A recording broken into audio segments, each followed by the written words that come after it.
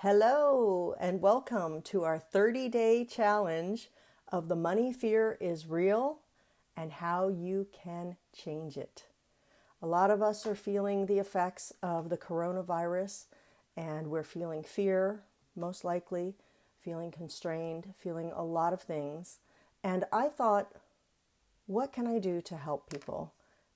And based on my training and my experience, I came up with let's do a 30-day challenge where I will share with you specifics about what is happening in your brain, in your body, in your mind, in your nervous system, all of these reactions that you're having that are because of the heightened stress that we're experiencing.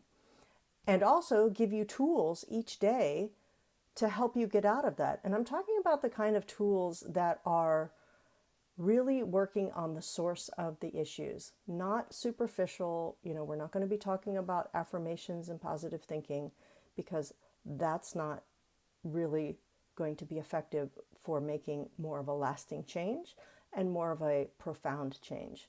So we're going to go right to the source, which is either in the mind, the body, or in the heart. I call it mindset, bodyset, or heartset. We're going to be changing there, and you're going to notice the difference right away. So each day, we're going to be talking about specific things that are happening to us or within us, and then working through techniques that are going to help us to get out of that state and to stop having the response like that, so that we can do things like sleep better, think better, to just function better in life, to feel better. I mean, you may have noticed that you might be feeling some constraints. Maybe your body's getting tight, or your throat is getting tight, or you just feel like it's hard to move because you're in literally what's called a fight-flight response. And it's an unconscious response that happens to us. Hi, Wilson. Welcome. So that's the game plan.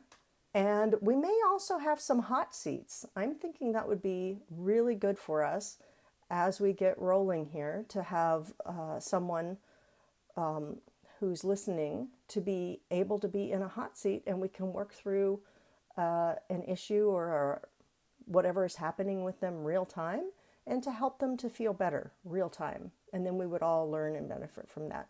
So my other purpose in creating this 30-day challenge is to create more of a sense of community, because so many of us are feeling like we're isolated and alone, and we're really striving and craving more connection. So that's where I'm going with this. I hope you want to join along. We're going to do it every day at 3 p.m. Pacific Standard Time, except there are a couple of days where I had prior commitments, and I'll let you know in the Facebook group what days those are. There's only a couple of those. And if you have any ideas or thoughts about what you'd like me to cover, or something specific that's happening for you, please put that in the comments, and I'll make sure that I can address that. If we don't do it in this one, then we'll do it in another one. And I am just a little bit technologically challenged because I'm at my parents' house, so I don't have my usual equipment with me, but I am going to do the best I can. So thank you for being here. Hi, Ariane. Hi, Sue. And I also wanted to let you know that I've decided to create prizes to make this fun and even more interactive. So when someone has participated the most, there's going to be a very big challenge at the end of or a very big prize at the end of the 30 days, which is I'm going to gift you my Mind Over Money Makeover course, which is valued at $2,500. And that's an incredible way to help you further. And then also there's going to be smaller prizes along the way. We're going to have things like sharing the most ahas, or the most funniest ahas, or the most insightful ahas. We're just going to determine that as we go. So as we're talking and you're participating, if you hear something that is a gold nugget for you, type in hashtag gold, and then whatever your gold nugget is in the comments, because I want to know, and I'm sure others will want to know. So with that, let's get into the teachings. So today, our subject is going to be talking about the fight-flight response and how it starts with the amygdala. So the amygdala is a part of our brain that is still a reptilian part of the brain. And it knows, are we safe or are we not safe? That's what it knows. There is no other interpretations. And its purpose in determining are we safe or not is to know what to do to protect us and to keep us safe and to keep us alive, basically. So in times like we're in now, where there is a threat of a virus, it's especially in this case where we're in now, where it's an unseen threat for the most part. So that makes it potentially even scarier. So our bodies will use the input from our five senses to determine whether or not we're in danger. And it's more than the body, it's the amygdala. That's a part of the brain. It interprets it for us. So what you need to know is the input that's coming in through your five senses is what it's using to make that determination. Am I safe or am I not? And if I'm not safe, well, holy Toledo, what am I going to do to be safe? And there's a whole bunch of things that we could do as potential options to be safe. And so the fight-flight response gets triggered. You may have heard this. Fight, flight, and freeze is the other part of that response, which is our nervous system. So as we get a threat that comes in and we get the interpretation from the brain that says, okay, we're in danger. What are we going to do? And our options are to fight, to flee, and to freeze. So many of us do not fight, nor do we flee, and the most common response is actually to freeze. And you may even be feeling some of that now. You may feel like it's hard to move, like you don't want to move even. Maybe you're turning into more of a couch potato, or you feel like it's even hard to make decisions. It might be hard to learn something. It might be hard to do any kind of cognition capabilities because, frankly, when you're running from a saber-toothed tiger, which is what your amygdala thinks you're doing, you really don't need to think that clearly other than, hey, let's get away. So that's what it's focused on. And it actually shuts down or slows down other parts of the body's functioning, because that's not really needed when you're running away from this saber-toothed tiger or trying to protect yourself from, say, something like a coronavirus, for example. So what happens is a whole cascade of things in the body. So when that sympathetic nervous system is activated, things like adrenaline and cortisol get heightened, and those are pumped through the body. You can think of that as if you're putting your finger in a light socket and you're being charged up, because it's preparing you to do something about staying alive and about this threat. So as you do that, then other functions of your body don't need to happen so much. And there's a great documentary called Why Zebras Have Stripes. It's actually on YouTube. It's a really good watch. It's a short, I think it's 20 minutes, possibly 30 minutes long. And it actually explains in great detail this effect as it happens to animals. And guess what? We're an animal. And so it happens to us too. So we can overthink it though. Animals don't necessarily overthink it, but we as human beings, we have that luxury to do that.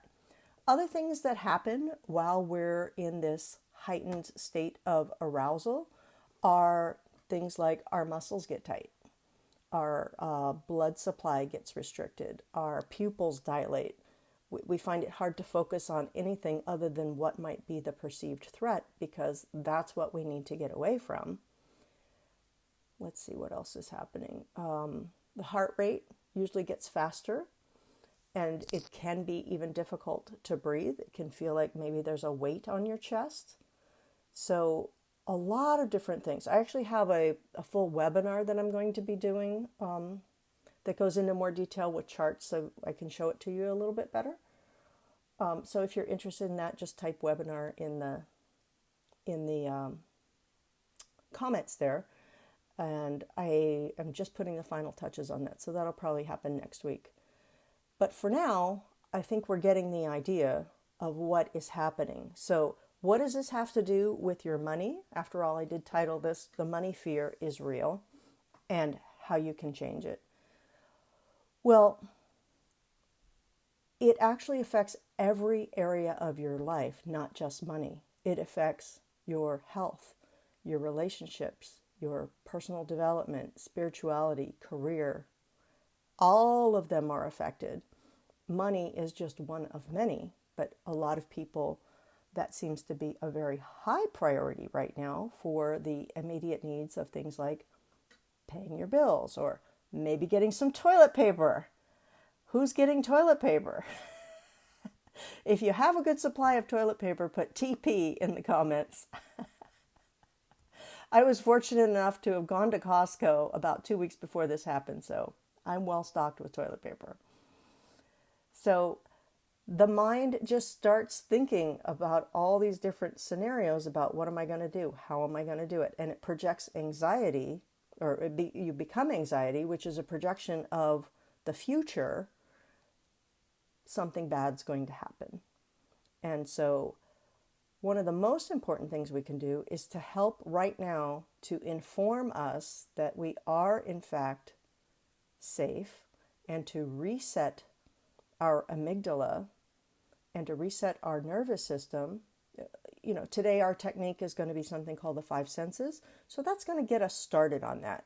And this is a great technique that takes, I mean, you could really do it in about 2 minutes. If you're in a pinch, you could do it in 2 minutes.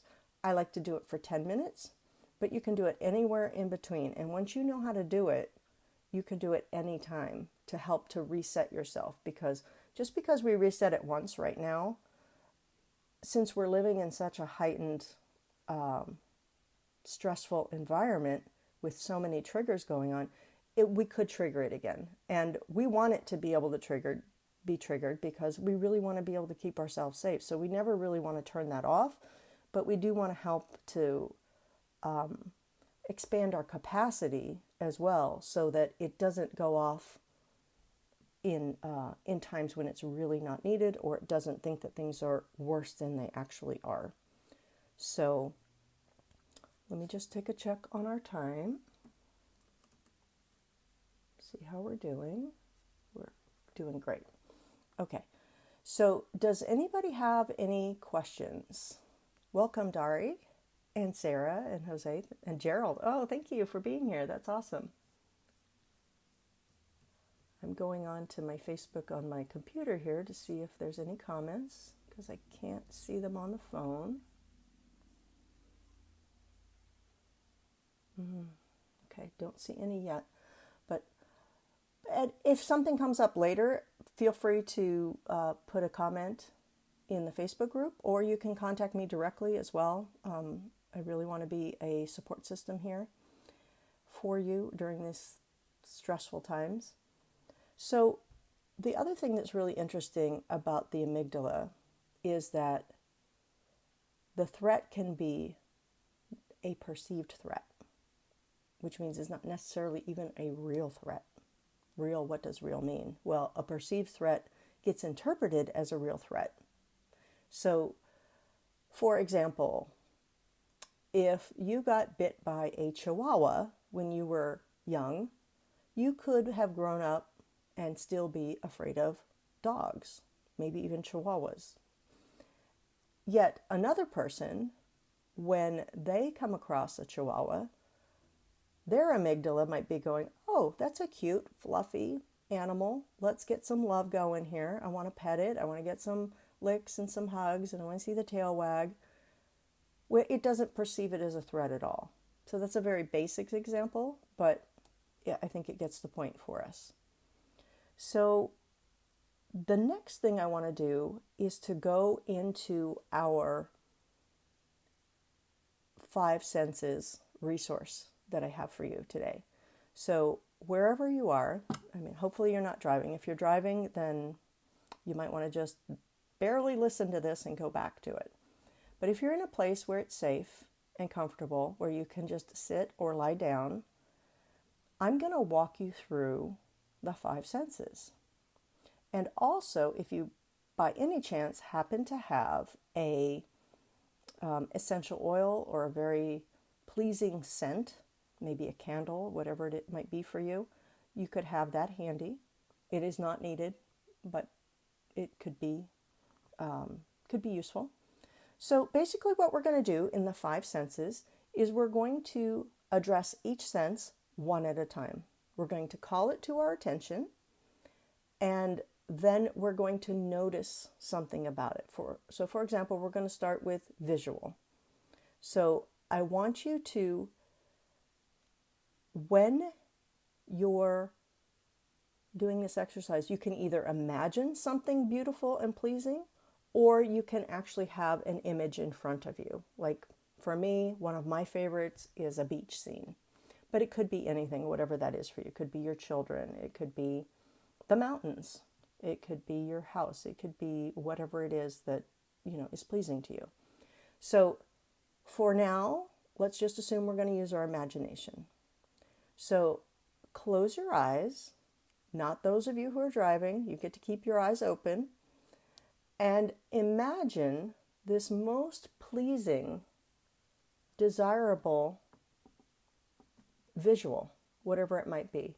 For me, again, it's a beach, so I'm going to use the beach example. And as you're noticing it, start to be aware of what it is about it that is pleasing to you visually. It could be that the colors are soft. It could be that you can see the waves, and the waves have a very positive connotation for you because you love to swim, or you enjoy being on a boat, or you love to see the fish, or you love to eat fish. It could be whatever it is for you. It could be colors. Hi, Basha and Kevin. It could be a palm tree. Whatever it is for you. Now, I'm going to go silent for just a little bit because I want your mind and you to really get this embodied. Just keep focusing on the visual, the very pleasing visual, and what it is that's pleasing to you. And just notice it. And also notice, as you're noticing, you notice how you're starting already to feel different. Maybe you're breathing easier. Maybe you're breathing slower. Maybe you just feel less tension in the body. Maybe your eyes are truly relaxing. Maybe your muscles are starting to be reset back to just being neutral as opposed to contracted or constricted. So keep going with that, pleasing something that you're looking at, something that you love to see, that brings you great joy and pleasure, maybe even peace and tranquility. It doesn't have to be. It could be happy. Could be a memory that you're calling up. Could be a birthday party where some of your friends are or family members. And now we're going to move on to the next sense. The next one we're going to do is sound. So think of a very pleasing sound that you really like to hear. And that could be anything as well. It could be music. It could be For me, one of my favorites is the ocean, the sound of the ocean. It could be the sound of birds. That's another one of my personal favorites. But whatever it is for you, it just needs to be something that is very pleasing and relaxing and maybe even energizing. It can be relaxing and energizing at the same time. So focus on the sound and just keep hearing it and noticing with your mind and your imagination, noticing what you notice about it. What do you like about it? How does it please you? What does it remind you of? And it really could be anything. For some men, it might be, like a hockey game. That just came to mind. My boyfriend loves hockey games. He loves all the sounds at the hockey games. For me, that's not going to do it. I'm going with the beach. So just keep noticing that. And just keep allowing your body with everything that you notice. Your body starts to just let go, starts to be able to be more at ease. So does your mind, and so does your heart. And you notice that you're right here in the present moment as you're noticing the sound that you're focusing on. You're hearing it. Good. And then our next sense is going to be kinesthetic. So kinesthetic, the one that there's two types of kinesthetic. We're going to be focusing on the actual, well, you can focus on whichever one you want. I usually do the touch. So if I'm doing this in one of my offices, I'll have like a soft stuffed animal. It could be a soft fabric.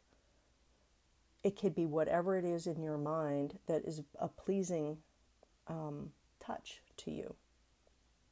It could be water.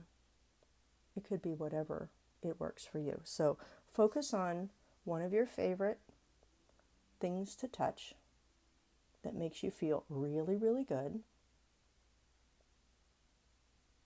And just keep being aware of what it is what that does for you and how great you feel, how relaxed you become the more and more that you realize that it's something that's really, really pleasing for you. Staying with the kinesthetic, whatever it is that you're touching, you can imagine you're touching it, or you can just imagine that it's, the memory of what you have touched before and all of those wonderful effects that you feel. Feeling all the feels. Good. Wonderful. And then we're going to move on to our fourth sense, which is taste. So this one is pretty easy for most people, though they're all pretty easy, but the taste is usually gets people more excited than anything. And it's okay to be excited. That's a great state to be in. So think about one of your favorite flavors, whatever that might be. So for me, it's watermelon. I love the taste of watermelon. I not only love the sugariness, but I love the wateriness. I love the texture. I love the crunch. I just love it. And when I eat it, it actually reminds me of growing up because I ate so much watermelon. Pretty much every day of the summer, I was eating watermelon. And so it has that positive connotation as well. So whatever it is for you, focus on a taste that really makes you feel great. And as you're noticing everything, you feel a sense of safety and security, and you just feel like, oh, wow, it really is good. That tasting, wow, that taste is really fantastic.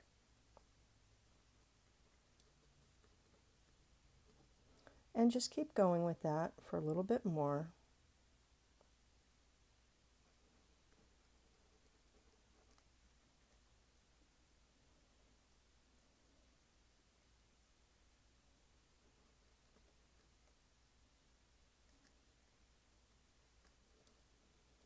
Good. And then our last sense that we're going to go through with the five senses is smell.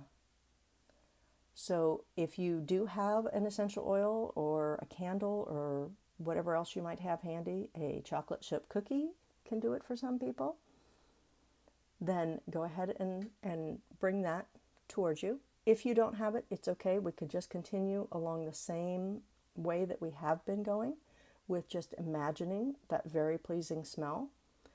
Like for me, this is always a delight to choose which smell, because I like lemon, I like orange, I like flowers, like I like so many different ones. So pick one, whichever one that is, and stay with that and notice how pleasing the smell is to you. Notice what you like about it. Notice how the more you smell it, the more you just feel so much more at ease and feel like, oh, things are getting better.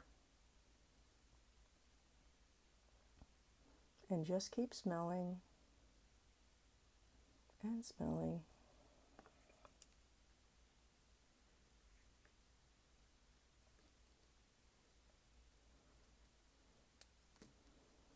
And just keep going with the sense of smell, noticing however that feels and whatever wonderful reactions and effects you're having in your body, your mind, and in your heart from that.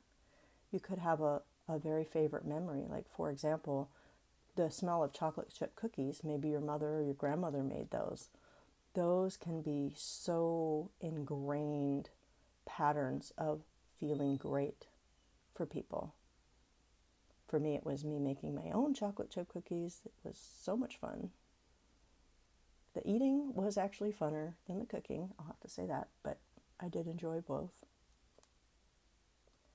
So now let's come to a close with that resource, the five senses.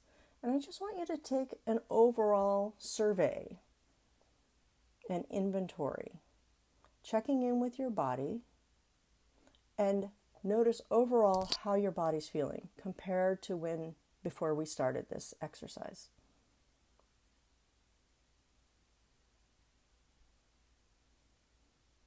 Good. And then notice how your mind feels. Are you able to be more focused? Are you able to have more clarity? Are you more here in the moment? Most likely you are. And then thirdly, notice how your heart is feeling. How are your emotions? How is your connection? How do you feel connected to other people? Are you more likely to be able to want to be in connection with other people? To feel that safety and security and that support system that is integral to being with other people. Great. So I also wrote down a couple of notes as we were going.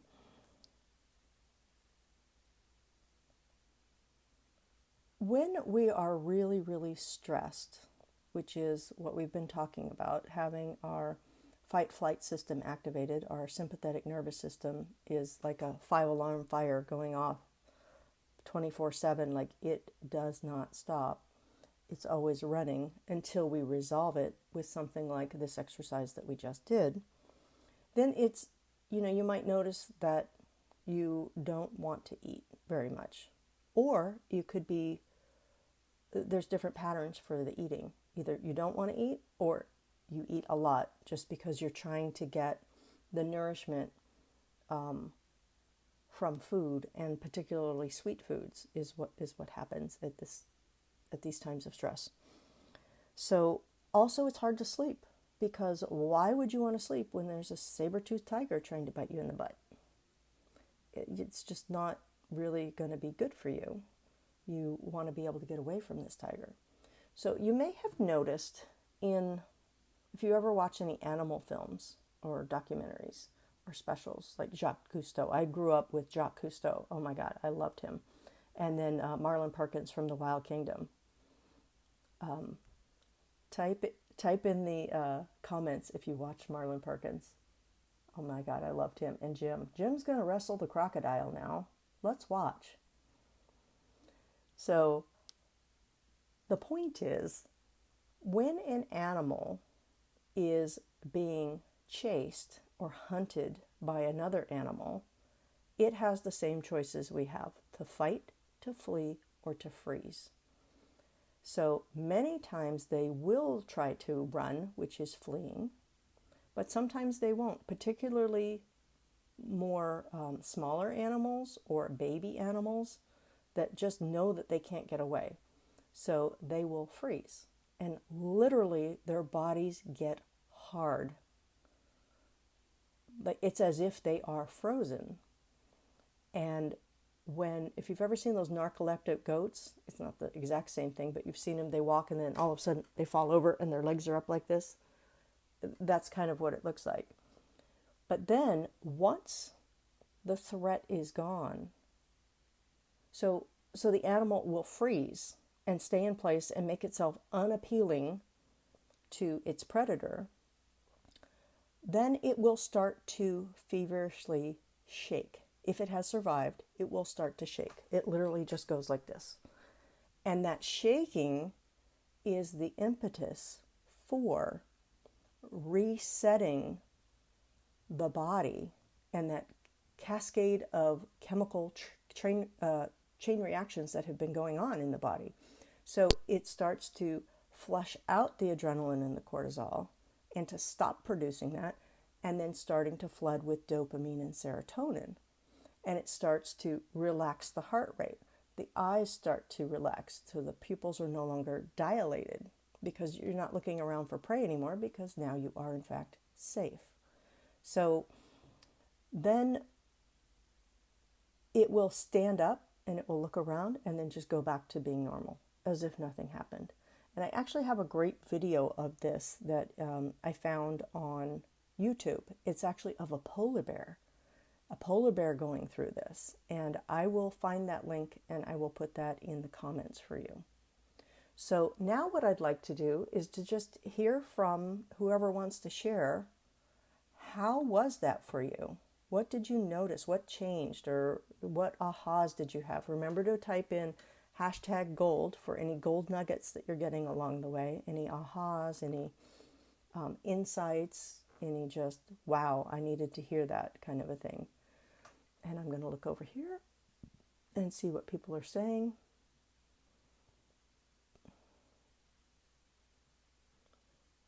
I think we have a little delay, but just if you feel comfortable sharing, maybe you may not want to share, and that's okay too. But I hope that was very useful for you. And again, that is a tool that you can use anytime. I am going to put together a separate audio of that. And if you want that audio, then go ahead and type audio in the comments. And then when I put that together within the next 24 hours, I will send that to you. So you'll have that. And if you have any suggestions for future topics, then please write those in the comments, or if you have my phone number, you can text me. But it would be better if you could put it in the comments so we can have them all together. And I would be happy to address those. So tomorrow we'll be back at the same bat channel, the same bat time. It'll be 3 p.m. Pacific Standard Time. And I hope that it was invaluable for you. And I hope that you will be able to get back to being your bright, bushy-tailed self. Thank you. Take care. Bye-bye.